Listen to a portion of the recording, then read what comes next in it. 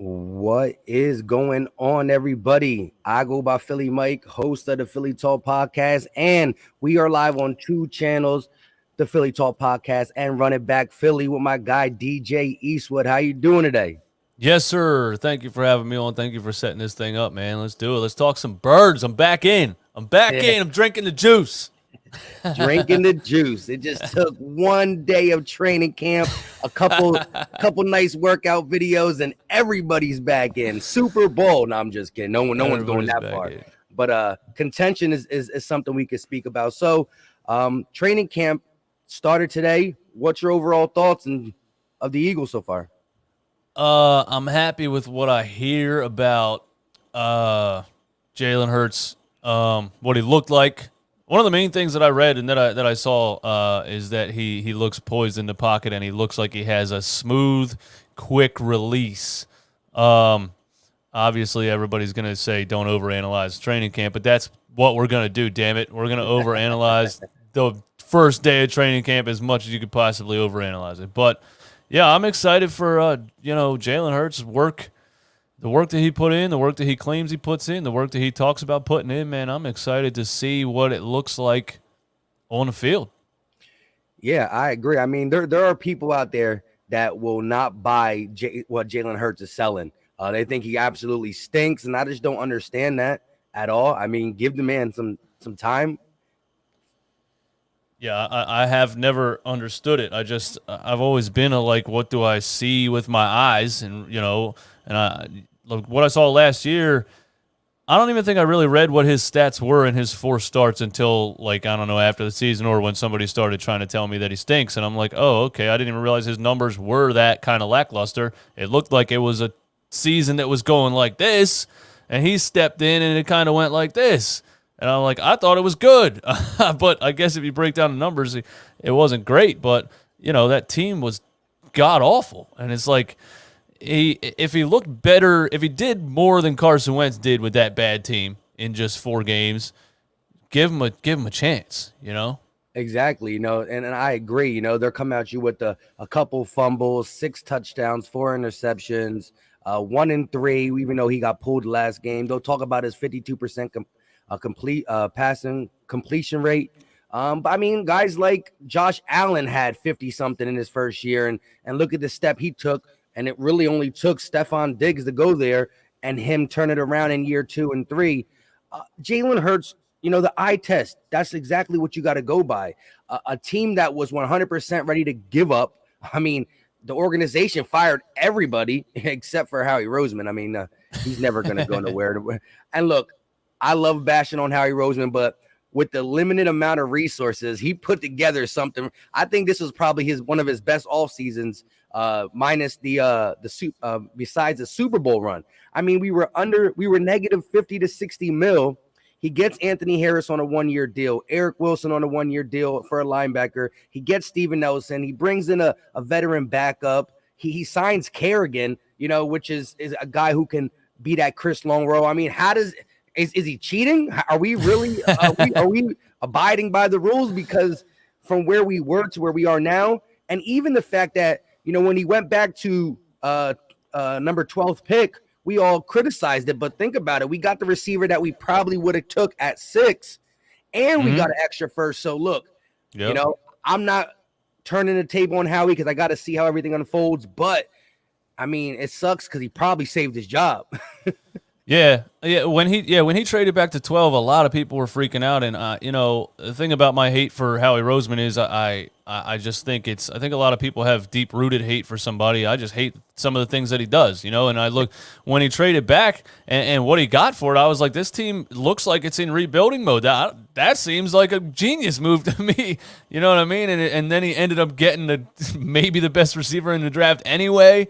It's like, as soon as this guy makes the entire city hate his face, he pulls out some stuff like that. And then the signings that he made and the signing Steve Nelson and all the stuff that he did, it's like, damn it, here we go again. But he did, I'm going to argue with my past self right now, but he did construct a Super Bowl winning roster. And maybe he can do it again. I don't know. Yeah, I agree. Like I said, I still got to see more. I wouldn't be mad getting a football mind in here. Just somebody that can also have a say. I think when Howie starts to get in his head and stuff, like, this next draft is going to be very important with all the picks we have, and we got to see. Real quick, shout out to Robert Dredden with the $4.99 super chat. So, what up, fellas? Two legends on the mic. Question: Is it true that the Cowboys had to leave Hard Knocks and took a plea deal to be on Cops for the year?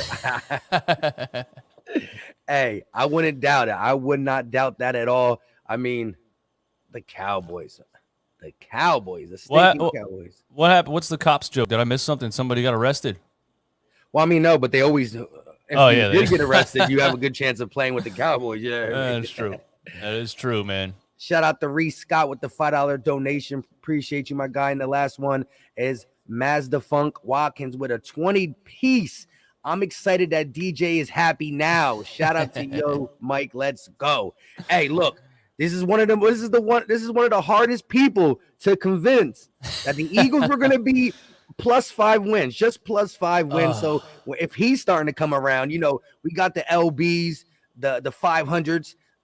Myself, I'm very optimistic. I keep it as real as I can though, and say like I never put us in double-digit wins, but I do think what we're building is something that can compete in the NFC East. But it really comes down to the two people, Nick Sirianni and Jalen Hurts. And how do you feel about Nick Sirianni? Did you listen to the speech today? Was it a little bit more normal? Sirianni, I actually didn't listen to the Sirianni speech. I listened to the Jalen Hurts speech. I think that's the only one I listened to after training camp. But I'm gonna listen to that. But I think like after last year, this year's just an unknown. You know what I mean? Like, so, even for me to say they're only going to win 5 games, that's just me speaking off of, well, it's a brand new coach and it's a brand new this, it's brand new that. It doesn't mean they can't win more than 5 games. You know what I mean? And it's just like I was kind of bringing last year's, like, that team was horrible and made me so angry that I was bringing it into this year. But it's like, as soon as we got to like 2 days before training camp, it's like a flip switch, and I'm like, all right, new team, here we go. I'm good. I got it all out. It lasted till 2 days ago, and I'm back. I'm back to get heartbroken. Here I am. Yeah, I mean, but like you said, in the back of our heads, like, I mean, I know Eagle fans are Eagle fans, and we're going to get mad, but we do know that if we come out the gate stumbling, there's a lot of new pieces to this. I do think we did a good job keeping the right amount of old veterans while sprinkling the new guys, because you need to have some type of leadership in the locker room and stuff like that. But yeah, I'm not going to get into the schedule, but the first 6 weeks are rough. Like after 6 weeks, it's like coast mode. So, I think we're even in good shape if we're 2-4 in the first 6 weeks. But if we can get to 3-3, I'm excited at where the season goes then at 3-3, because in them 6 is the Chiefs and the Bucks. You know what I mean? And like I said, who knows? Maybe we upset one, but I'm counting them as 2 losses off the grip. Nick, go ahead. What are you going to say, Nick Sirianni? But now I was going to go back to the Nick Sirianni thing. Today, I think, was the most impressed I was at a podium session with him. Yeah, maybe he put the Adam Gase powder down. I don't know, man. Like that the one that I was freaking out about. That was just the weirdest press conference I've ever heard. But no, I think part of my excitement is the fact that there's no expectations with a new coaching staff and a new whole everything, and a rookie quarterback or second-year quarterback, first-year starting or whatever. There's no expectation, so I feel relieved. I feel like I can step up and be excited about what Jalen Hurts could do, what this guy could do, what this guy could do. But it's not like, okay, here we go. We still have a chance to win the Super Bowl. Carson Wentz is going to get his skills back. We're going to do this. We're going to boom it all. Like, there's no expectation, so it kind of feels good. I can just root for the Eagles, and it's not like if they lose a game, I'm going to be like, how in the world did you lose to that team?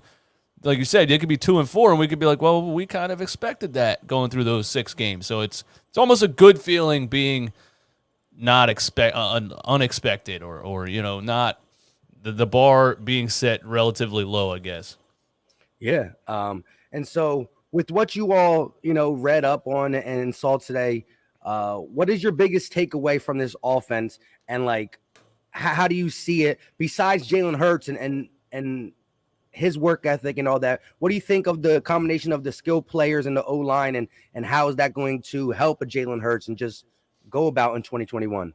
I think the main thing that I read was that they were rotating the offensive line a lot, whereas I think in the past there was like set positions, and this guy can only play right guard. And if this guy comes back, not going to say his name, this guy loses his job right away. And I just feel like there's this new energy of competition, and just we're going to see who's good where, and we're going to play the best guy at the best position, not the guy with the biggest contract, not this, not that. Like, it seemed like there was always so many politics with the Eagles in the last couple of years, especially guys who should have retired already that Howie Roseman kept bringing back. And the offensive line was just, it was like, I don't know. And even the receiving core with Travis Fulgham last year was like, okay, now Alshon Jeffrey's going to come back. Travis Fulgham, who just showed out for how many weeks, loses snaps. I think all that stuff is done happening. You know, it's like a fresh slate, and it's a good feeling. The best players who perform the best are just going to get the most snaps, and that's offensive line, wide receiver core. Apparently, the quarterback is still a competition, but we know that shouldn't be. But, yeah, even the defensive side of the ball. I mean, they said because Kavon Wallace got snaps over Marcus Epps, and I think Marcus Epps was playing a lot last year in certain situations, certain games. He led our team in interceptions with 2. That's how bad we were. Yeah. And I'm like, Kavon Wallace hardly got on the field last year, and I just think they're looking at sheer talent and saying, making it easy. This guy's better. Put him on the field. You know, so, and Devonta Smith and Travis Fulgham were with the starting lineup as far as wide receivers go. So I like the fact that Travis Fulgham is even being respected as, like, I think last year it was still more of a, well, he came from the practice squad, or he did this or did that, we should throw this guy back in there. It's more like this guy earned it, and he deserves it. I think players are going to earn their spots. Yeah, and that was something I'm really interested to see. Shout out to Reese Scott with the $25 donation. I appreciate it, my guy. But, yeah, because you can't preach competition throughout the whole offseason and then fall back into Howie Roseman's way of, whoever has the higher draft pick or the bigger contract, you start over the guy who can possibly be better, because you got to understand, no young guy is going to have a contract that's more expensive than an old guy, but he can pretty much be better. And, you know, Jason Peters, the game we played with him, again, it was the politics side of football. And I think we're getting back.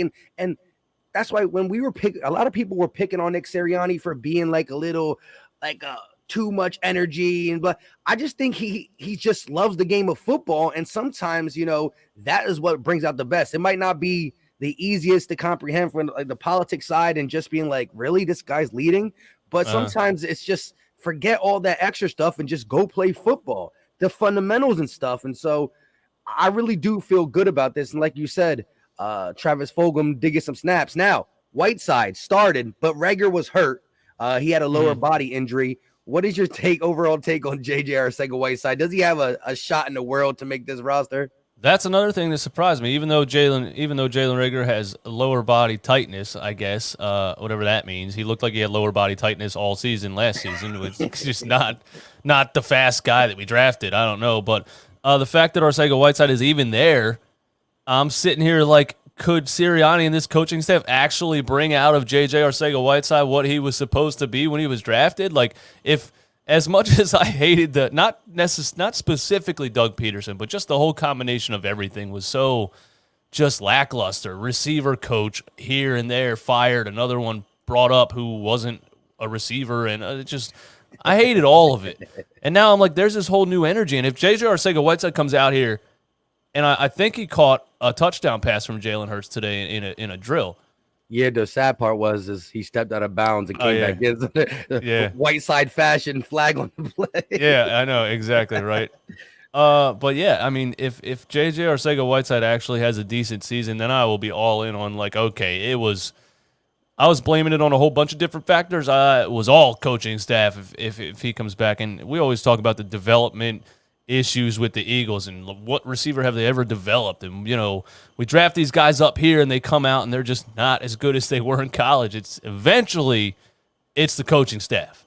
So I'm hoping, and you know, the fact that JJ's even there gives me like good feeling that maybe they can get out of him, you know, what we thought we were drafting, even though it ended up being ahead of DK Metcalf, but I think 8 receivers were taken ahead of him, so that's really not even one of those things that I rip Howie Roseman too much We're not on. the only Yeah. dumb team to pass up on him. But yeah, I agree. I think player development has been one of the things that we just can't do under Doug Peterson. Like, look, the dude brought a ring to the city.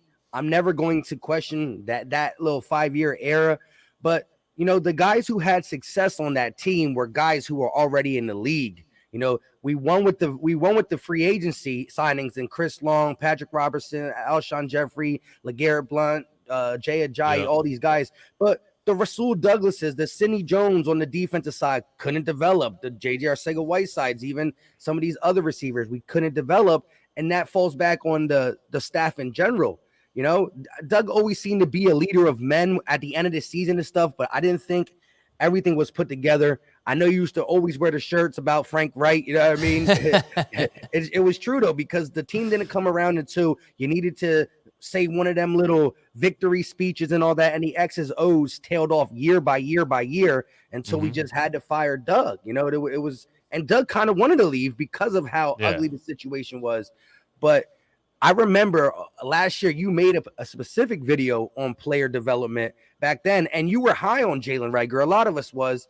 And how do you see him bouncing back this year if he can fix the lower body issue? Yeah, I think I called him a sleeper before last year's draft, and then they drafted him. I was like, yeah, there he is. There's my guy. And I just thought he was like a bigger Deshaun Jackson, and I was just so just disappointed last year. It's like, I understand an offense can be bad, and the schemes can be bad, and everything can be bad. But if a receiver's as fast as he's supposed to be, and if a receiver's as good as you think he is, he's gonna get open. It doesn't matter what the thing is. You know what I mean?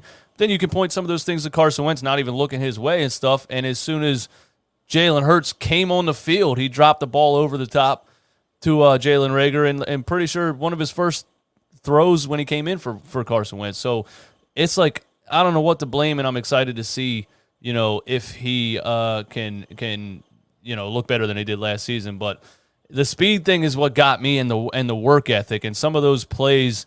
And you watch the NFL all 22, like the certain angles and stuff. You see those plays away from the ball or whatever, where he's just kind of jogging down the sideline, and it's like, is this kid? I don't think there was any like hype, any work ethic in the locker room, any type of chemistry, energy. I don't know. I'm excited for this. I think everybody has a new energy, and if he runs a 4.340 like we thought he could, he can be a weapon. He really can. I think everybody was just affected by the situation. It seems like everything was going wrong. It all needed to end. Yeah, I mean, like you said, to piggyback off that, how can you really judge anybody's bad season in a season where it's like it was just moping around, no energy? I mean, even a play that happened in an Arizona Cardinals game, Jalen Hurts hit him with a little 5-yard pass. He runs like 20 yards after the catch, but he's just jogging and he goes out of bounds. Like a young player I remember that one. Is going to look, I'm going to take the lick. I'm going to cut it back in. I'm going to try to push for, we got quarterbacks like Jalen Hurts who fights for them extra yards. I think he was very content and just down, and social media definitely got to him because every time he looked over, Justin Jefferson was balling out and he couldn't handle it. Yeah. That play. I remember that play, man. And that's just something that's inside of you. You know what I mean? A team could be 0-16 and the certain player has the ball, has a chance to go out of bounds or put his head down and get an extra 3 inches, and he's putting his head down to get an extra 3 inches. And the way that he just kind of jogged out of bounds, that just told me, like, I don't know if he was partially injured at the time or if he was just like, yo, this team sucks. I hate everything. I'm just going to run out of bounds. Like, it was just, I don't like that mentality at all. No. There's players that have been in the league for a long time. I remember, like, Brian Westbrook, for example, back in the day, it'd be the end of the season. He shouldn't even be on the field anymore. And he would stop at the sideline and just hit somebody just to do it. That's what I want, that dog mentality out of him, man. And I don't know what it was last year, but hopefully it's not a long-term thing. Yeah, I couldn't say it better, especially the city of Philadelphia, where we hold ourselves to that standard blue collar. And it's like, we just want a fighter, a grinder. And that's what they're the type of players that are successful in Philly. Simple and plain. But Yeah. let's look at this. I want to get your take on the defensive line a little bit. We were third in sacks last year, and Josh Sweat got the nod today in training camp over Derek Barnett on side of Brandon Graham. Do you think Josh Sweat could take the reign from Derek Barnett? I mean, yeah, I absolutely think he could. And I did see that he got snaps over Derek Barnett, but that was the Brandon Gowden, I think, right? Bleeding Green Nation, this article that I was reading at least. And he also did say that they rotated a lot, but for the most part, yeah, Josh Sweat was there over Derek Barnett, and that should be fuel for Derek Barnett to be like, hey man, you were a very high draft pick. You know what I mean? Like, you should not be out here having Josh Sweat take snaps from you. But if it's going to be a new energy and rotating everybody, and the best guy is going to get the snaps, if Josh Sweat's the best guy, I'm all for it. And I want that to motivate Derek Barnett. You know what I mean? And then Cox and Graham are out there, and if those dudes are healthy, like, this could be a really, really good defensive line. You know, the mix of young guys with motivation, and the mix of guys that are towards the end of their career but still have a lot left to give.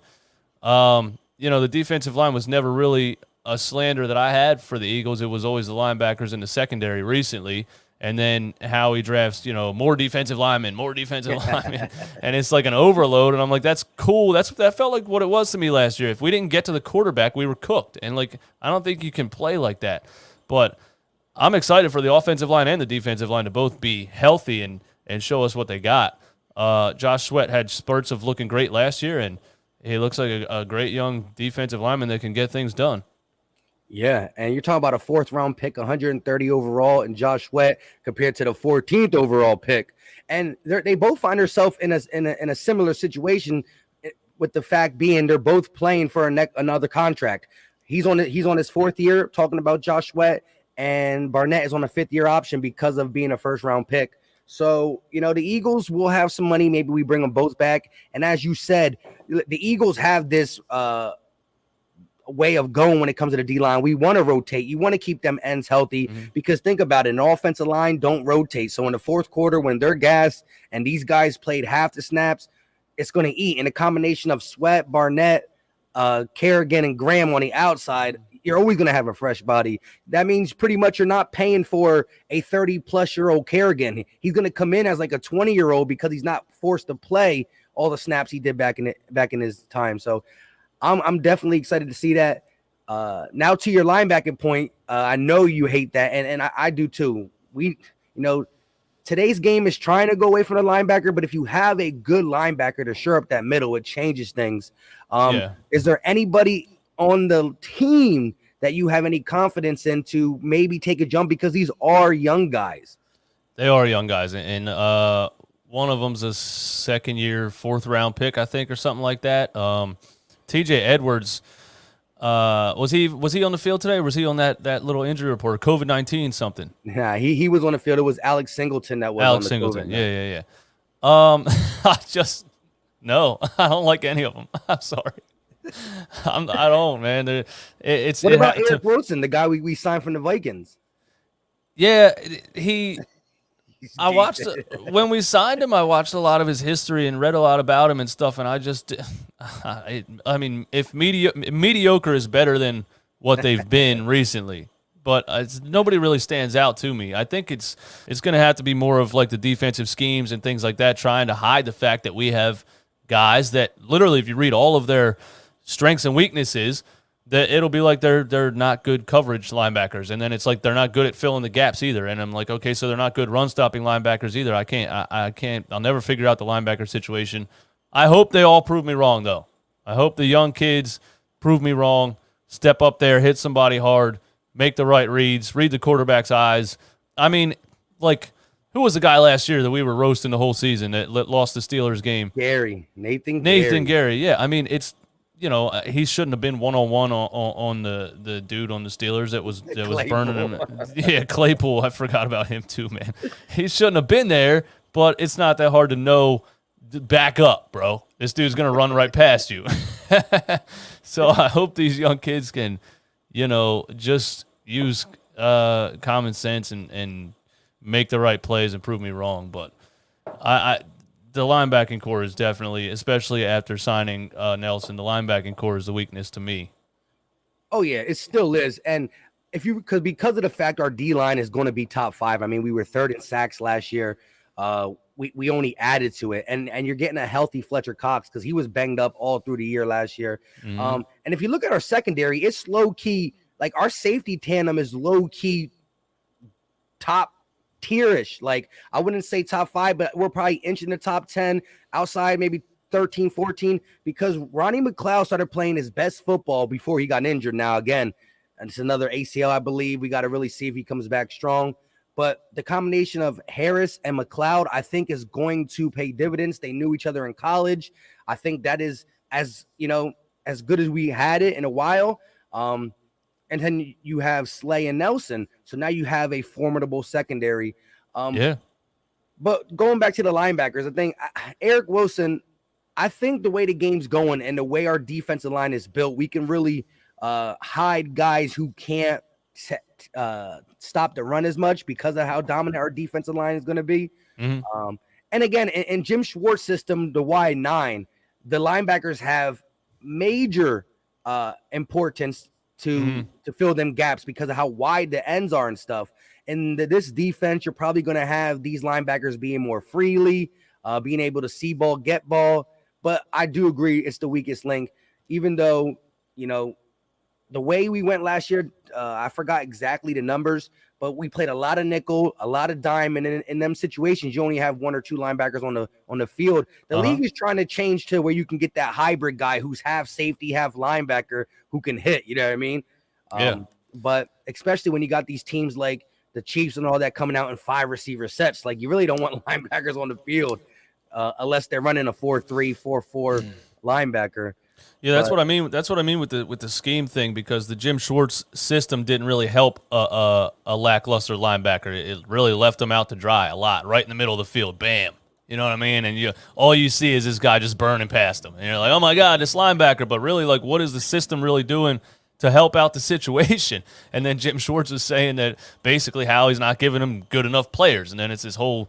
They're all gone, which is great. We needed to start over, but it was just, I want to see a system that if the linebackers are bad at coverage, are not quick off the line, can get beat easily, I'd like to see a little bit of an attempt by the defensive coordinator to do something different. You know what I mean? It's adjustments, man.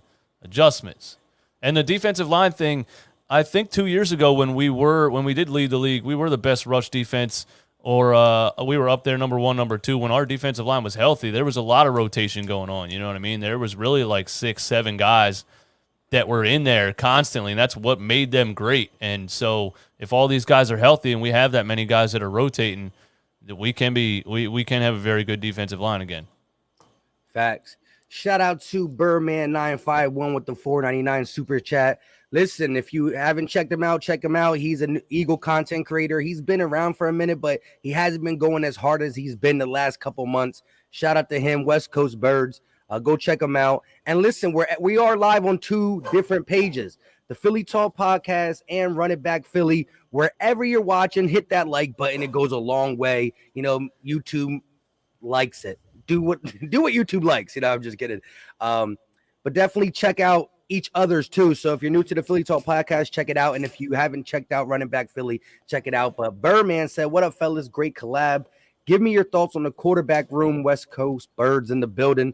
So the quarterback room, I guess he wants to go through Flacco and Mullins, the guy we recently signed, the ex-Niners quarterback. I think it's all safe to say we believe Jalen Hurts is the number 1 quarterback. Who do you think has a better chance of being a number 2, Flacco or Nick Mullins?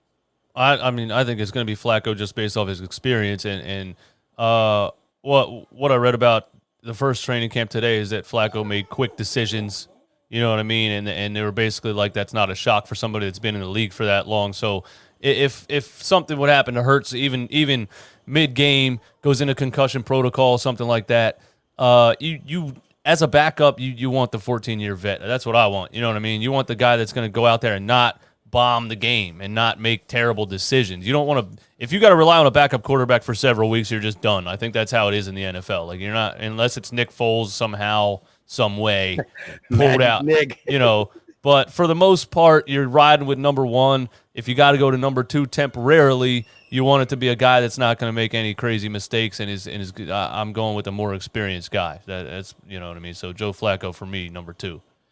Yeah, I think the Eagles will do that too. I mean, the Eagles were big in saying that they liked what they saw from him in spurts with the Jets last year to be that veteran behind Jalen Hurts. Now, here's the thing, though. Nick Mullins is a guy, if you really look at his tape, he's not that bad. I mean, he's a gunslinger. He's not going to necessarily be the best at taking care of the ball, but, I mean, he puts up yards, and he could run a system. So, depending where we are and stuff, I would think if you kept Nick Mullins on this roster, you'd want him to be the number two going forward because of just youth. I mean, Flacco's as old as all the coaches. but yeah, I think in a 1 year sample size, you paid him $3.5 million. And if Howie has anything to say, they're going to say, look at the check. Whoever makes more money got to get some PT. I ain't paying these guys for no reason. So I think Flacco will get the nod, but I do think Nick Mullins has some upside, not to be a starter. You know, I never thought he was starter worthy, but I mean, they beat up on some teams with him, so that's definitely in play. Let me ask you this, DJ. What is going to be the strength of this team? If you had to pick, is our offense going to be a little bit better or defense? So if you know, I'm not saying either one got to be great, but which one are we going to lean on more throughout the year? I think it's going to be that's tough for me to say. I want to say both, but I really think the game changer could be the defensive line. You know what I mean? And if you have one of the best defensive lines in football, that's good enough to make a lot of things happen, and that can mask a lot of deficiencies, and that can mess up a lot of other teams' game plans and everything. You know what I mean? So I think the defensive line could make a big difference from just, you know, where I thought they would be couple of months ago to me looking at it right now. But also, I just think Nick Sirianni having a level head approach and really balancing the run and the pass is going to be a big factor from what we've seen in recent years, just because it was like Doug Peterson was just so mini Andy Reid, but not as good. And, you know, just Walmart Andy Reid. Great value, Andy Reid. He just wanted to just have a West Coast run and gun offense and didn't have the weapons to do it. And it resulted in Carson Wentz standing back there for 45 seconds and taking 20-yard sacks and stuff. And I just think a level-headed approach, setting up the pass with the run and setting up the play action. I think it's all going to make sense this year compared to what I saw last year, because just so much stuff was just so random. I think Doug was just done. He was just pushing A and B on the controller like he was playing Madden. All right, I'm going to go with this play now. Now I'm going to run the ball 4 times in a row for no reason, and then I'm going to pass. Then I'm going to run play action when I haven't ran the ball for like a whole quarter. It just, nothing made any sense. I'm excited for a coach to take a level-headed approach and see a balanced offense. And, you know, he was an offensive coordinator. He was under Frank Reich. I think it's all going to look a lot better than it did last season. Yeah, and it's definitely hard. I think, like you said, the game changer definitely could be the D-line. I think it could really do some things. And let's remember, I'm not talking Super Bowl, but in that Super Bowl run, Jalen Mills on one side, Ronald Darby on the other. We got cooked in the Super Bowl, but during that year, we had a top 10 defense, and the D-line was so dominant, it masked them throughout the season. Mills and Darby had a decent year that year of the Super Bowl in the regular season because of that. You know, your DB only has to play for 3 seconds instead of 4 seconds, and the quarterback's in his head, and you know, so many things can happen. But it's hard because I think it's really hard because I think the offense really, the only spot that is unknown to me is maybe the wire. It's tough. Before we signed Steven Nelson, I would have said the offense is probably what going to have to carry. I think we're going to have to win some shootouts. But I do like and Steven Nelson ain't a lockdown, but he he just flips the script so much on defense, and you can do so many different things. You have some depth. I do like our safety tandem. That is tough. I don't even think I can answer. And I normally always I don't try to stay in the middle, but I don't know which one we're going to lean on more. And that's a good thing, I think. It is tough. Somebody in the chat said O-line, and that's another thing, man. Like if that O-line is healthy, looking from left to right, you got Pro Bowlers on there. You got young guys that look like, you know, they can be solid offensive linemen. You could end up having a really, really good offensive line that can help out everybody. And then, you know, last year or most recent years could be as simple as saying we had a really injured offensive line. And that's, I know there's some people that just discount the whole season and say we had injuries. We had so many injuries, everything was messed up, and it really was. And we try to figure out why. And maybe this year we're going to see that it was just the fact that we had injuries all the time, and our offensive line was constantly rotating, and there was constantly a new guy here, a new guy there, and this guy's out again. And I'm hoping this year can be different, but if the offensive line is healthy, that definitely could be they could be really good. They could be really good. The same way you say the D line is game changer, the O line is, and that's the thing. And this is true. Forget everything about a football team. When you look at the best football teams in the league, you know, they have good D lines and O lines. So, you know, when everybody talking about Nick Sirianni being new, Jalen Hurts, how is he going to play? If you can put on the field a top 5 D line and O line, you're always going to be competitive. The thing is, last year we didn't have a top 5 O line. The D line, although it was good against pressure, you know, we weren't the best against the run, especially because of the linebackers and stuff like that. But anyways, I do want to say that when Lane Johnson and Brandon Brooks are healthy, we win 80% of our games. That's just them alone. When that right side, 80% is a high number in football. And the thing is, like, dang, they haven't been healthy. And I think this is the year that could be the turnaround, because I think they had their most rest. It wasn't nagging injuries. It was boom. And Brooks got hurt. Brooks got hurt earlier than this time last year. It was like in the offseason before anything happened. Yep. Yeah, it was torn ACL, right? Yeah. Yeah. If both of those guys are healthy, you're right. That side of the line is Pro Bowl. I mean, those are Pro Bowl guys. And you know, Herbig and Dickerson was in a knee brace today, right? And that's just, I mean, I don't really give any analysis on him just because I don't really know. He had injuries in college. Who knows how he took a flyer? It's not a good look to be like, hey, there's a kid that I drafted in a knee brace out day one. But there's a lot of potential for the rest of the offensive linemen. So just what Johnson looks like is just ridiculous. And you watch that video about his workout barn and all that stuff, man. And the dude is just a freak. He doesn't even look like an offensive lineman. How many offensive linemen out here flexing their abs and stuff? Like, when he's healthy, yeah, I'm not surprised at that 80% number. That is high, but that's really optimistic. That makes me feel good that knowing if those two guys are healthy, 80%, that's crazy. That's crazy. And maybe that's just what we were missing last year. Maybe that's it. Maybe it's that simple. It definitely can be, because at the end of the day, like I said, you win in the trenches on both sides, and our trenches were messed up. Shout out to Michael Felder with the $10 super chat. He said, I know it's new, but paying attention to the temperature of the coaches conference after practice spoke volumes to me. He had answers and reference to answers the questions asked. Yeah, man, I just told DJ that I think Sirianni's press conference after training camp was his most impressive.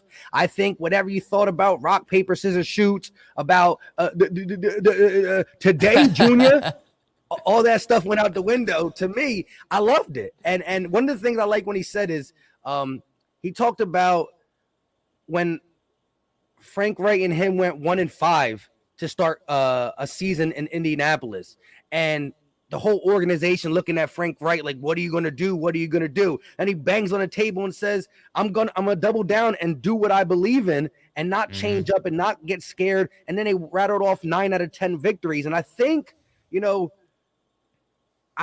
is just the guy you need after having a guy like Doug. And I'm not trying to shoot down Doug, but I think you just need a guy who's just about football. He's not about the politics.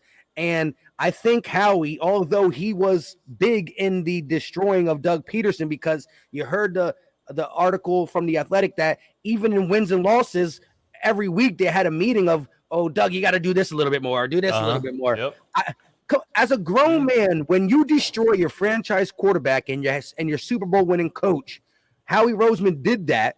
You got to look back and say, you know what? I can't do it again. And I think just because of him coming off these big blunders, that's why, Howie did a perfect job executing this offseason. And I believe some of it is him just saying, damn, I messed up. I got to change. And so maybe that's just all it took. But I do agree with Michael, man. Nick Sirianni, I'm a believer. Yeah, I mean, Howie there was even a group of people that would decide whether or not Doug Peterson should go for 2 or not based on the analytics. Like, I say this a lot about professional sports. It's just not that complicated. I'm serious. These people get in these positions based on what they've done, who they came in contact with. Networking is a huge part of it. Somebody like Doug Peterson might not be any more knowledgeable about football than the guy down the street coaching a high school football team. And it's still just as simple. Should you go for 2 or not? We don't need analytics in here, bro. Just let the coach call the game. Howie Roseman got such an ego with that Super Bowl. He was just like, I am the mastermind of everything. And now I'm going to have a whole analytics department. Like, we had people that don't even look like they played a sport deciding who should be on the field based on analytics. I'm glad that's all gone. That can't happen anymore. And you're right. I think there was a little bit of a fire lit under Howie Roseman. Like, okay, I need to take a step back here. Everybody hates me. Maybe I need to listen to my coaches and let everybody do their thing. So, hopefully he got checked himself. But I'm excited. I didn't watch the Sirianni press conference yet, but I'm going to watch it. I'm excited to hear it. Yeah. And like I said, look, and even with all this optimism that is being talked about, like I said, we won 4 games last year. We started over a lot of spots. But the one thing that I can go back and look at when it comes to the Eagles is that we don't go into droughts for that long. Andy Reid was a coach who nobody knew of before. He was a quarterback coach for the Packers. We hired him. We started winning football games, and look at his career going forward. Even Chip Kelly, not a good GM at all. I knew his system wouldn't be able to stay in the NFL with that running thing, but we won games. Doug Peterson's first year with a suspect roster, we won 7. You know what I mean? And I think if we win between 6 to 9 games, depending on how it looks doing it, you could be excited because of all the other stuff, the money that's coming in, the cap going up, the picks, and the core that we have. Because if Devonta Smith and Jalen Reagor look good, we got young offensive line pieces to go with veterans and hey, look, Jason Peters played to 38, so I don't want Lane Johnson to go to 38, but that makes the 30-year-old 31 not that bad. That might, it does, we got him for 3 or 4 more years, maybe, So a lot of things could be good, and the Eagles just have a prideful team to where we're never really counted out. And thank God, the Cowboys, Washington, and Giants are in our division. I think the season is going to be a lot better than people think. But we talked about him early. It really comes down to Jalen Hurts and his ability to also win from the pocket, which, I think he can do.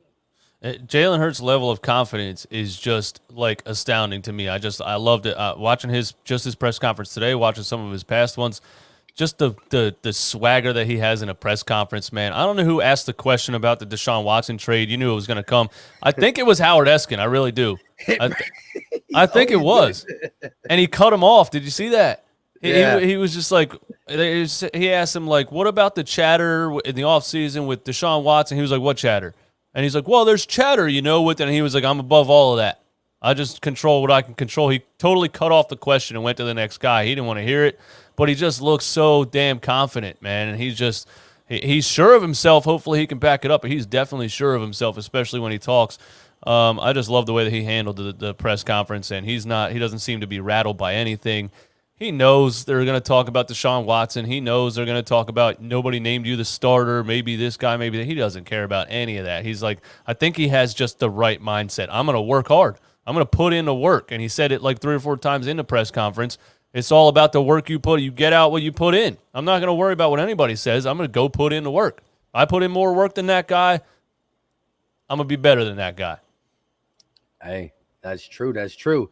So when you look at the offense as a whole, let's go back to this. Zach Ertz reported to camp. Howie Roseman did say looks like he's going to be here. Now, again, my biggest reason to get him out is for, Dallas Goedert's development because he is in a contract year. But also, I thought we needed money to fix part of this roster, which we ended up doing with Zach Ertz on there. Yeah. How do you see Zach Ertz being here unfold? Good, bad, just that's whatever? That's the main thing with me. Before we drafted Devonta Smith, there was a couple of star receivers available, and I was like, trade Zach Ertz right now. As soon as you see Dallas Goedert coming up like that, you want 2 tight ends and no receivers, and that was my whole thing with Zach Ertz. Now it's like, all right, they seem to pull off what looks like a better receiving core than they had last year, what looks like a better secondary than they had last year without trading Zach Ertz, and now he can be that sure-handed guy over the middle for a young quarterback who needs an easy, bailout kind of option when he's in a situation. And Zach Ertz was that guy for Carson Wentz for a long time. Even the year after his ACL injury, he threw to him what felt like every single play, and Zach Ertz almost led the league in receiving yards. But I think I read that they ran Goedert and Ertz together on most of the 11-on-11 drills today. So that tells me they're both going to be a major part of it. I think Dallas Goedert got the starting snaps in most of the drills, but if Zach Ertz knows that, like, look, that superstar money that I wanted, that George Kittle money that I wanted isn't going to happen, I need to just be part of the team, and he still has a lot of talent, you know what I mean? So if Zach Ertz is your second tight end, that's pretty damn good. That's pretty good to me. Yeah, I agree. And I think Zach Ertz knows being the second fiddle kind of helps him stay healthier throughout the season. He knows he's going to be on another team next year. And all a team wants to know is, can he stay healthy? And when he is in the game for that limited snaps, is he explosive or is he good? So I think he can stay healthy, put on some good film to really go to a team that's going to pay him the right amount of money he wants and possibly contend. And it also might keep Dallas Goedert down a little bit, because if we don't sign him before this is over and he had a breakout year, now he's asking for top tier money, or we let him hit the open market. So, Miles Sanders, Dallas Goedert, Josh Sweat, Derek Barnett, these are all guys who we have to make a decision on this year and or right after the season's over. And, they're all young cores, all 20-year-olds. Yeah, I think Zach Ertz last year, he really looked like he was just he said the contract talks didn't affect him, but he really looked like he was just going out there like, yo, fuck you guys, dude. Like, I'm not doing this. And he finished the season with 300 and some yards. And I don't think he missed many games. Well, he was hurt for that. He was hurt for a couple. When I saw 300 some yards, I was like, wait a minute, did he miss most of the season and I didn't even notice? That's terrible. The crazy thing is he got hurt right at the deadline, the trade deadline, because we had the Packers. Oh, I remember that now. Baltimore inquiring about him, and it's I remember nope, that. Yep. Can't trade him now. He's on IR. Yeah, I remember he did get hurt right before the trade deadline. I did remember that, and I think I made a video screaming about that. Howie Roseman, missed out on trading Zach Ertz or whatever, but. He just didn't look motivated last year because of the situation, and maybe this year that you're saying, it's the end. You got to prove yourself to get that next contract on that next team. So maybe he's more motivated. You know what I mean? And then Dallas Goedert's more motivated this is my chance to be the number one. And maybe we got 2 guys that have a lot of talent that are both motivated. Hopefully Sirianni can figure out a way to use both of them if they're both, that good. There's another tight end. I forgot his name, but he's a giant that was at training camp today that they were talking about. The truck sticked somebody, and they were talking about Davion Taylor. Yeah, somebody compared him to Jeremy Shockey, and he's like 6'7". Yeah, somebody in the chat, someone got to know his name. It's like Tyron something. Somebody in the chat, let me know. But yeah, Elliot Shore Park's the guy who is always just weird. He was like hot first take of the first day of training camp. Make sure this Tyron, whoever this dude is, Tyree Jackson, shout out to Witch King, There make we go. sure he's on the roster. You know what I mean? He got a lot of upside. You know what's crazy? Hopefully it's only because it's the first day of camp. But I'm seeing the Cowboys, I'm seeing the Steelers, I'm seeing the Chiefs when their beat writers are able to get film of the 11-on-11s. I didn't get to see any of that stuff with the Eagles, right? Maybe because it's the first day and stuff, but you don't got to show me the whole playbook, but a quick, contested catch, put it.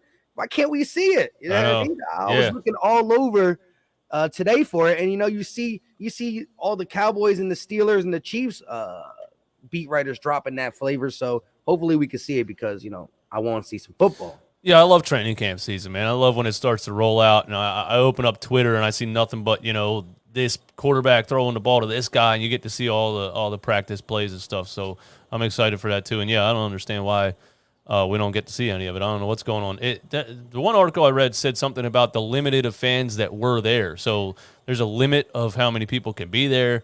Maybe reporters weren't allowed there a lot of the time and stuff like that. I don't know what it is, but yeah, we're all craving some highlights, man. We want to see what's going on. The fact that we talked for 52 minutes already with no highlights to go off of, we're pretty good content creators up in here, man. Exactly. And I am going to have Dave Spadero on tomorrow, and so hopefully he's watching it like he's there. So hopefully he can give us some stuff of wow, this, that, and the third, because I did hear that, Hurts threw an interception or so, but, he had a couple of 3-step drops in the pocket looking smooth, and I would love to just see that. They're saying he made some really good decisions. He threw the ball away. He they said he took the safe route a lot of the day and all that kind of stuff. I just want to, I want to see him make the thing about the NFL, man. It's hard to make the right decision. You might think it's open and boom, all of your years of college, everything, these guys are faster. All of a sudden it's not a good decision, So I just want to see him make good decisions and play it safe, but take chances at the same time.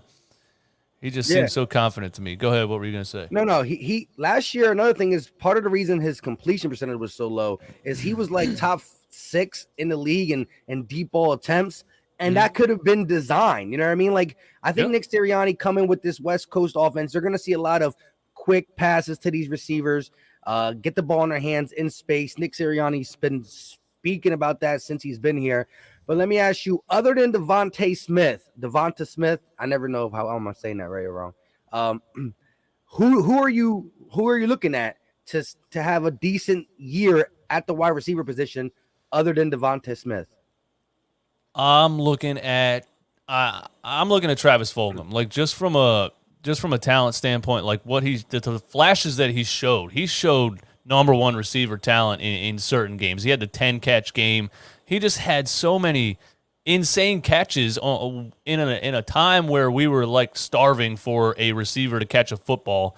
And he had the size, he had the route running. Like, I hope I'm not wrong about this. He looked amazing in certain games, and it's like, but then I think about the fact, okay, well, how did he end up on this team? Why didn't this team sign him? Why didn't this team sign him? How did he end up on the practice squad? But I would just love to see Travis Fulgham come out and be as good as he looked in flashes last year for the majority of the season. And they got to give him the opportunities. I feel like right when Alshon Jeffrey came back, his whole game changed, and he was kind of left out of the offense. And the coaching could make such a huge change from last season. And just what you said about those plays being by design with Jalen Hurts deep balls, I think they were 100% by design, because I broke down Carson Wentz plays from 2017, compared them to last year, and last year was legit just all deep balls with a team with no offensive line, with a team with a quarterback that couldn't run. It was like, didn't make any sense, but yeah, it looked like it was by design. Every single play was a deep drop and bomb down the field, so that would affect your completion percentage, especially as a rookie coming in just trying to make something happen. It sucks that people analyze his numbers in this situation. I'm like, hey, he was thrown into the fire. The fact that he didn't fall on his face and get killed every single play shows me that he has potential. But I would love to see Travis Fulgham be the guy that just comes out and it's like, oh, he is that. He really is that good, Because it's still like, is he that good or is he bad? Was this a fluke I would love to see him be really good. Yeah, because he has that tag of being on the practice squad. Like, how did you end up there? And it was such a small sample size, 3 or 4 games, that he was top 5 in the league. When you look at just on that sample size, you know, did he check out a little bit when he got benched and he only came in for limited snaps? It's all stuff that we got to see. But him being good makes, you know, our receiving core that much better, that much actually like prototypical, where you got your fast slot guy, I can't even talk now. Fast slot guy in Jalen Reagor, who's good in space.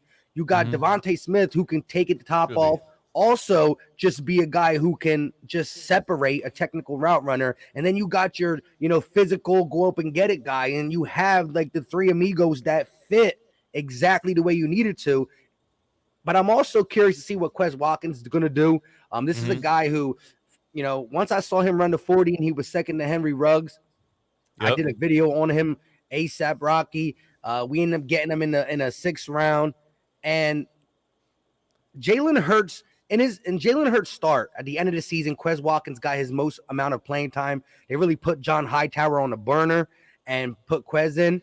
And this is only in the Cardinals game, the Saints game, and the Cowboys game, I believe. Or I forgot exactly. I did a video on it. But I did them starts because that's the ones that Quez play with. And I think Quez had 7 catches for 100 yards and a touchdown. And it's like in that small sample size, I love it, what he can do speed-wise. And he's not a little guy. He's 6 foot. So I'm looking to see. I don't think he's going to crack the top 3 or 4. But what I do think is he's going to be on the team. I think in certain packages, you're going to put him in. And when he shows you the upside, it's going to be that thing where you're like, huh? All right, this guy got to get a couple more plays next week, and then the next week, and then the next week, and then you start to see. Because, look, I love Greg Ward Jr., but, you know, I would love to see the guys who were receivers eventually overtake him, because he's like, dang, how is a ex-quarterback better than me at a receiver? Quez Watkins, was that touchdown on that little screen where he, like, did a spin and ran down the sideline? Yeah, and the speed looked crazy. I'm pretty sure that play was broken, dead, and he turned it into something, made something out of nothing. And it would just be nice to have a number 4 type of guy that comes in and makes people say, oh, snap. You know what I mean? Like, I feel like so many other teams have players, you know, Aaron Rodgers rolls out and throws to some guy we've never heard of, I feel like, every single game. Why can't we ever have that guy that nobody's ever heard of? We know him, but for the most part, like, you know, the mainstream NFL fans would be like, Quez Watkins, who the hell? I would love for, just everybody to be able to catch the ball, man. Like, just catch the ball. You know what I mean? And John Hightower got put on the back burner, and he was another one that got open deep and couldn't catch the ball. It's like, and I don't want to be negative, but Devonta Smith dropped one in the end zone today, and they said, you know, it's a very rare drop for him. And I was like, no,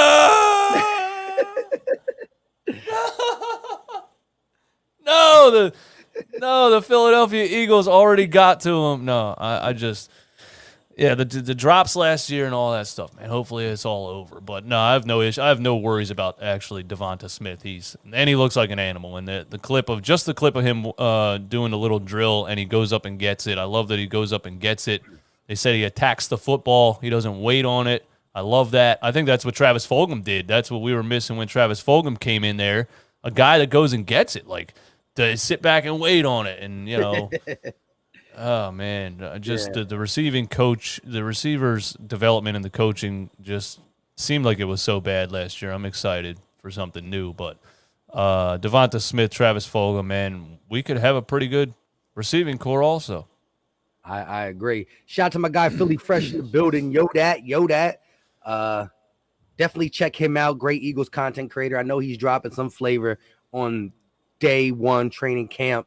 But yeah, man, that was my exact thought. And like I said, I have no doubt in Devonta Smith either. But it's like, you know, the way I think Brandon Lee Gowan, the first one to tweet him, was like, he says something like, I didn't know that Devonta Smith could drop a ball. And then it's just like, and then I think one of these Eagle things on Twitter who just like only talk Eagles, pretty much said something like welcome to the Eagles, and like the Eagles did it to him, and it's like, come on, man. It is. Don't It is judge. good. It is good for him to be practicing against, a Flex. lockdown corner and a good corner. It is good for him to be practicing. It's good for all of them to be practicing against those guys because you're definitely gonna. They get used to that type of coverage. They get used to that type of takes this much effort to get separation and all that. And then they play somebody who's not Darius Slay and oh look, I'm open. You know what I mean? So it's really really good for them to be practicing against guys like that for sure. Facts. Shout out to Philly Fresh. He said 100 people haven't hit the like button is free. And Mike D, yes, Alshon's been gone. He's not here no more. Thank God.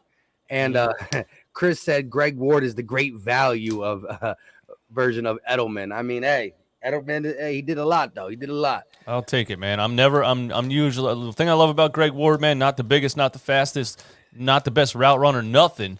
When the ball comes his way, I'm pretty much he's gonna catch it. That's how I feel about Greg Ward. I love that guy. Facts. But it is good, though. If you start getting receivers that knock Greg Ward down, it's like you're doing your job right. You know what I mean? Jalen Reagor's a huge X factor just because, he kind of shut down mentally with the social media problem, looking at Justin Jefferson too much, really not focusing, having lackluster play, being injured. And then again, a team drafts you in the first round, and then they got to go out and spend another first round pick on a wide receiver. He has to have a bounce back year. Yeah, he does. And I do believe I seen what he was able to do in college, and I know it's college, but the one thing is we got him as a guy because we wanted to do this stuff with him, and then we didn't do none of the things that you saw him do in college. So we didn't use him right. And as we said in the beginning, for people who just getting in, it's hard to really criticize anybody from last year's team who's still here. It's hard to say, yep, that's who they're really going to be because that's not who really the Eagles are going to be. You know what I mean? And it's nice to have a new coach that's going to have that motivation to be to be in the film room heavy every day and be like, this is what this kid did in college. This is how I should use him. This is what I should do to get the ball in his hands and start his game off and open him up a little bit. I just think Doug Peterson just didn't care last year. Something happened. There was some screaming matches between him and Howie Roseman that we'll never see or hear about. But there was things that happened and he was just like, yo, I just don't think he cared. And the fact that he basically didn't even try to not get fired. He was like, I'm going to go into this meeting with Jeffrey Lurie and I'm going to say this. Bro, obviously he's going to say no to that. And I'm just excited for the energy. And I think Nick Sirianni's in there watching tape on every single player, saying, how can I use this guy the best, this guy? How can I help Jalen Reagor bounce back and have a good second year? And I'm excited for just the motivation that he's going to have to learn all the players and really at least try to use them all in the right way that's going to, maximize their potential. I would just love to see Jalen Reagor. And you might be right. Maybe he was just not used right. I would just love to see him come. I actually forget about him sometimes. I say Devonta Smith and Travis Fulgham. I actually kind of forget about him. I would love for him to come out and be what he was supposed to be for sure. Him and Devonta Smith sharing the field together would be great. And then, like you said, you push Greg Ward down.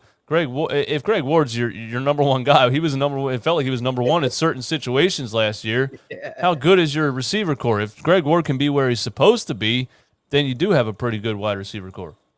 Exactly. Once again, we got about 300 people watching on both. If you combine them both, close to 300. Make sure you hit that like button wherever you're watching and check out the other person. All you got to do is watch the video. If you like it, there's a red button. You know what it does. Running Back Philly, go check them out. Philly Talk Podcast, myself, check some of my stuff out, live streams, videos. We're going to go a little bit longer. We just hitting that hour. We got 99 likes, man, 99 of proms, and one more like ain't one. Hit it, guys. But let me ask you, when you look at the rest of the division, Washington, Giants, Dallas, who do you think, if we're competing, who do we got to be worried about the most? I don't want to say the Cowboys, but I'm going to say the Cowboys. Dak Prescott was really on an absolute tear before that ankle break. I'm pretty sure he was leading the league in passing yards, completion percentage, all that stuff. So he has the weapons. He still has the running back. I'm not sure about their offensive line. I'm not sure about their defense. I think the Cowboys' defense came around a little bit towards the end of last season. That started making me say, "Oh, crap! Do the Cowboys have a great defense, or are we sucking that bad?" But I think if I think it's the Cowboys, unfortunately. I think they just have a lot of talent, and if they stay healthy, they're probably going to be our biggest competition. I could say the Redskins because the defensive line is scary and can mess up a lot of things, but I think the Cowboys have the least question marks as far as, who's our biggest competition. Daniel Jones hopefully does not have any 90-yard runs against us, but I'm going with the Cowboys.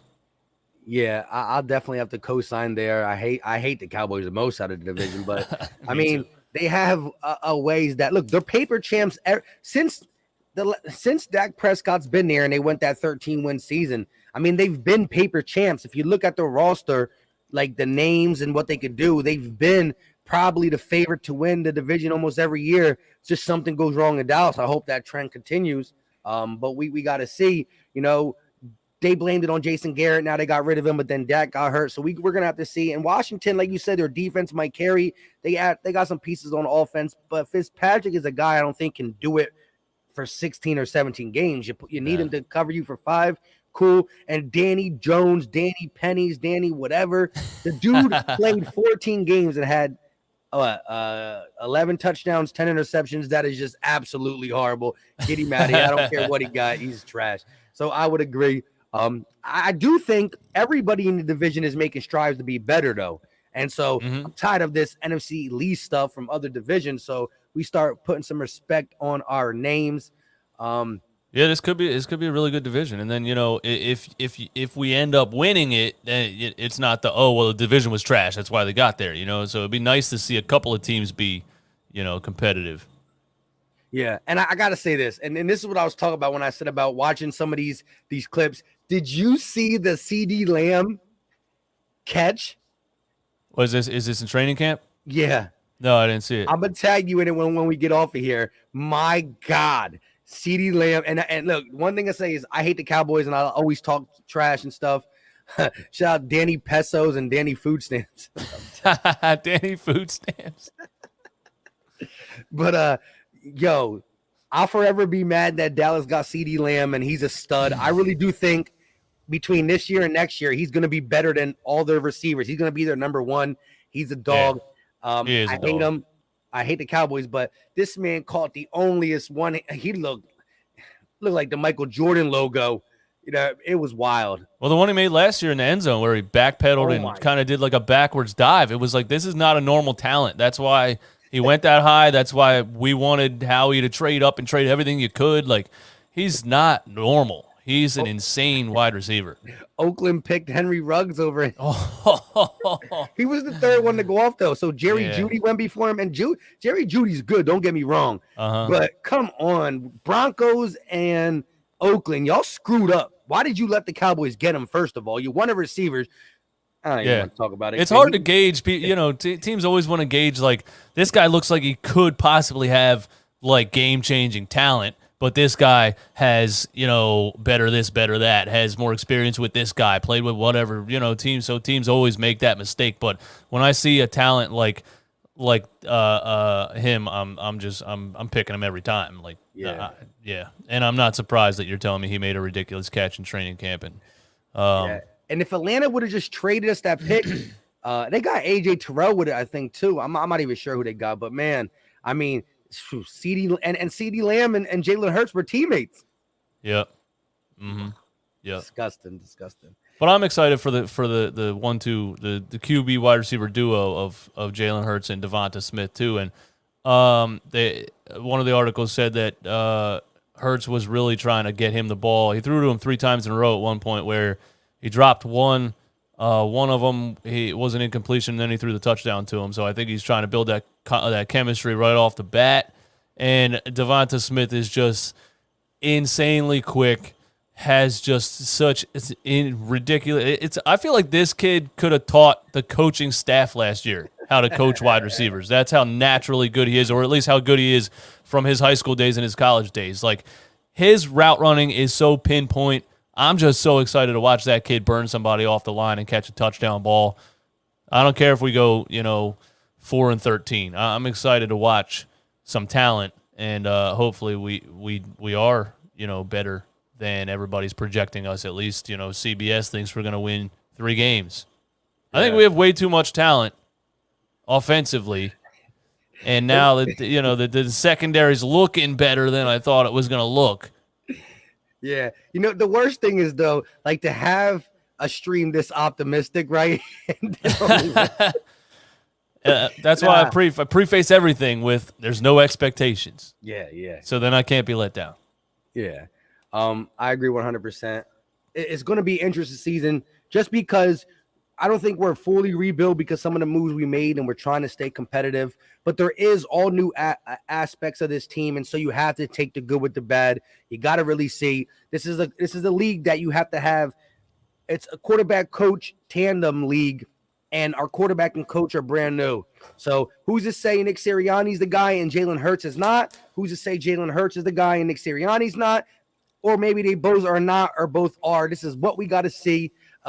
And yeah, we have talented players to go around them, and maybe their years wasted if the 2 main guys are not who we thought they were, and that's just something we're gonna have to wait and see. But the only thing they could have done so far, which is Nick Sirianni talk about the offense and Jalen Hurts do what he's doing in preparation. I can't be mad. It's not like they're giving me a reason to say, dang, it's not going to what they're doing is going to translate over to something lazy or bad. They're showing me everything I need to see, and I just can't wait. And I'm also looking forward to how Sirianni uses Sanders? Miles Sanders, my bad. I'm looking forward to how he uses him because he had such a good year his rookie year, and then last year a little bit of a fall off, and again it's just the entire offense looked terrible, and I'm just really looking forward.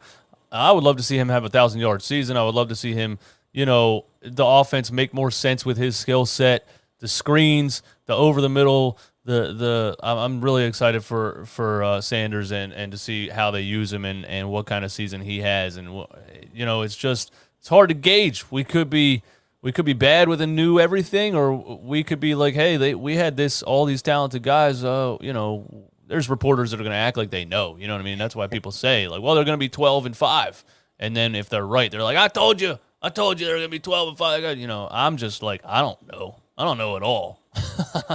I don't know anything. Yeah, I agree 100% with you. And it comes to the point where it's like, anything that shows me we're on an upward trajectory is good because of all the things we got. But, because of what we do on here, because of how much we hate the Cowboys and all these other guys, I want to stay competitive. But I think it's going to be an interesting season no matter what, because of all the new dynamics and everything we're trying to learn about. Miles Sanders, is he more of the rookie guy or the second-year guy? Jalen Hurts, Nick Sirianni, the young receiving core, the secondary, just how things are going to get put together. I love it. Real quick, shout out to CW Gearhead with the $20 banger before we get off. Can I put away the duct tape and chewing gum away and hopefully have an injury-free season? Knock on wood. I'm knocking on fake wood right now. I don't got wood. DJ did it for us. Can't keep taping the team to limp. Can't keep taping the team up to limp to the finish line. I agree. And that's something I wanted to say, but it's for another time. I think maybe just the way Doug Peterson ran things, I'm not trying to put too much on him, but it's funny that we just couldn't get healthy 1 year with them. So maybe just a new regime. And it's like people want to take it nice and easy in training camp. Maybe I think we were taking it a little bit too easy. That's why we're hurt. So, I just want to do the opposite of what we've been doing because we've been beat up. It was also like we were injured the year before. That was the year where it all started, right? I remember it ruined my vacation. I was in the Outer Banks in North Carolina. Me and my uncles are going to watch the Eagles and Falcons game. We struggled to even get it on the TV to find out what channel it was in a different state and all this stuff. And like play one, bam, Nelson Aguilar, or not, no, he's the one that dropped the game-winning ball or potential game-winning ball. But game one, Deshaun Jackson, bam, he's done. This Alshon Jeffrey, bam, it just started there. And it's like maybe we didn't even have enough time to recover from that injured season with the COVID and the short off season and all, and we came right back the next year. Injury. It's like, when is this going to end? But hopefully that we've had a nice, restful offseason, and they call it the injury bug for a reason. Hopefully it was a bug that is finally on to someone else and is going to leave us alone. Exactly. That has to happen. You can't win with all those injuries. Exactly. Shout out to Robert Dredden with the $9.99 super chat. He said, "I'm pumped for the upcoming season. I feel big, exciting things are to come from this young group. As my grandma used to say before bingo, Dallas Cowboys, break a leg." He always coming in with the Dallas Cowboy smoke. Much appreciation. Listen, we're going to do this again. DJ Eastwood he's back in the football mode. I know he's still going to drop Sixers stuff too, because the Sixers got the ongoing saga of this is crazy. Philly sports got to be on, if we could stay healthy and get Ben Simmons out, that's two things I'm asking for the next couple months. Health and Ben Simmons. Peace. Healthy Eagles, trade Ben Simmons. Yes. Here we go. With that being said, before I get you off, now, again, my prediction would be right around, I think I want to say 7 and 8. That's what I would really put my money on. Like 8-ish, I would put my money on. Are we higher than 5?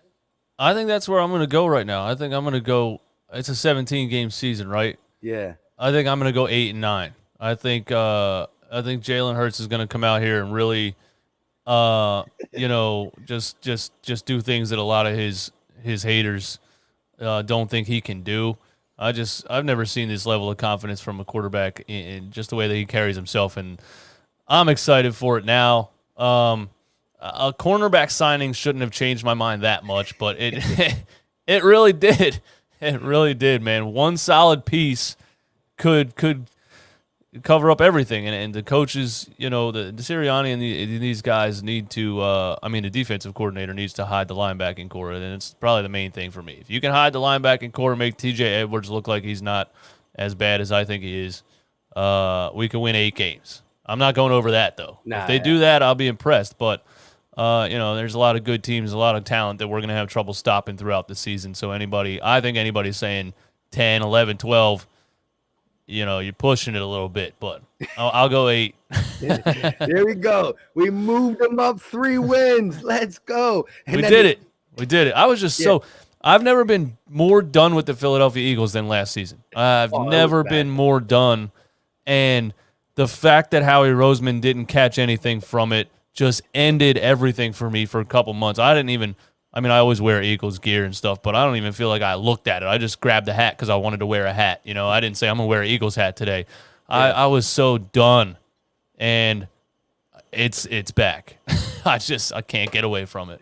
Yeah, I agree. The way it ended, I think it was one of the worst blow-ups we had forever, and I couldn't fathom Howie being back. I hated it, but like I said, I'm going to be realistic, and although I don't think he's back to the GM of the year, what he did this year, I can't say it wasn't pretty dang good. So I'll give him credit for that, but I'm not going to say I forgot, because he did put us through some crazy problems. He just fixed them and went above and beyond. But with that being said, shout out to everybody. We still got about 250 in the chat on both. Listen, check out Run It Back Philly. Check out the Philly Talk podcast. We do lives. We do videos. You want to say anything to these people before we get up out of here? Hey, man, thanks for bringing me on. I know you're the Eagles guy. You know what I mean? So, man, thanks for having me on. Run It Back Philly. Go over to my channel, check out some of my stuff. I was very negative this offseason. You might not want to see it, but we're going to be here. We're going to be here, man. We're going to be here. Big facts. With that being said, until next time, and Dallas still stinks, we out. Peace.